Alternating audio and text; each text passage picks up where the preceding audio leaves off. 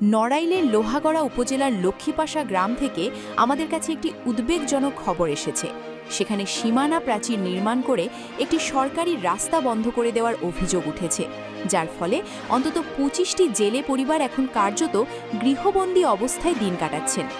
ঘটনাটি গত বৃহস্পতিবারের সকাল থেকে বিকেল পর্যন্ত শ্রমিক দিয়ে ওই গ্রামের একটি চলাচলের পথে প্রাচীর নির্মাণ করেন স্থানীয় দেদারি এলাহি ও তার সহযোগীরা। স্থানীয় বাসিন্দাদের দাবি, লক্ষ্মীপাশা মৌজার এই পথটি ব্রিটিশ আমল থেকে ব্যবহৃত হয়ে আসছে এবং সরকারি নথিতেও এটি রাস্তা হিসেবেই রেকর্ডভুক্ত।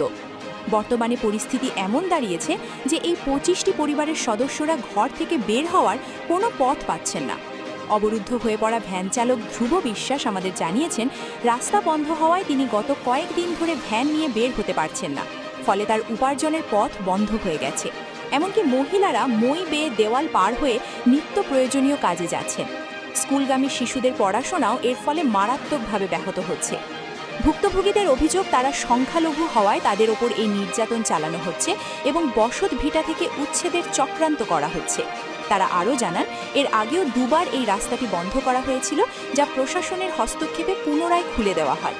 তবে অভিযুক্ত দেদারি এলাহি মোবাইল ফোনে আমাদের কাছে দাবি করেছেন, এই জমিটি তাদের কেনা এবং মামলার মাধ্যমে তারা এটি অবমুক্ত করে নিয়েছেন।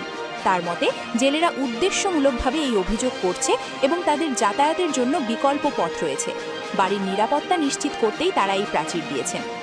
এই বিষয়ে লোহাগড়া উপজেলা নির্বাহী অফিসার শাম্মী কায়সার জানিয়েছেন, অভিযোগ পাওয়ার পর তিনি দুই পক্ষকেই প্রয়োজনীয় কাগজপত্র সহ ডেকেছেন। তথ্যাদি যাচাই করে দ্রুতই আইনগত ব্যবস্থা নেওয়া হবে বলে তিনি আশ্বাস দিয়েছেন। এলাকাবাসী এখন প্রশাসনের সেই হস্তক্ষেপের অপেক্ষায় প্রহর গুনছেন।